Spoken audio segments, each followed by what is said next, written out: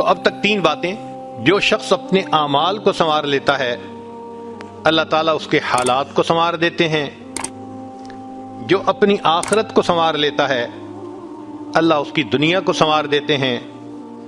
جو شخص اللہ رب العزت سے اپنے تعلق کو سنوار لیتا ہے اللہ مخلوق سے تعلق کو سنوار دیتے ہیں. حدیث مبارکہ میں ہے جب بندہ عبادت کرتا ہے اور اللہ تعالیٰ خوش ہو جاتے ہیں دعا جبرائیل، اللہ تعالیٰ جبریل علیہ السلام کو بلاتے ہیں اور بتلاتے ہیں کہ جبرائیل میں فلاں بندے سے محبت کرتا ہوں.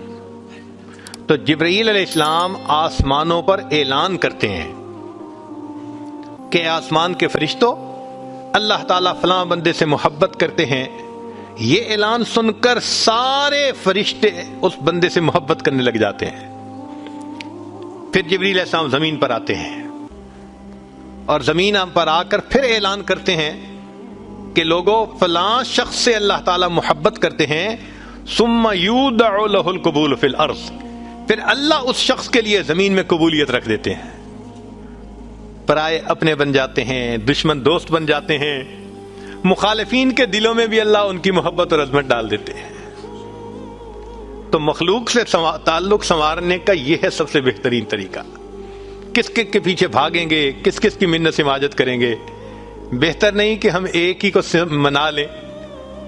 جس نے اللہ کو منا لیا اللہ تعالیٰ مخلوق کے ساتھ اس کے تعلق کو سارا ٹھیک فرما دیں گے.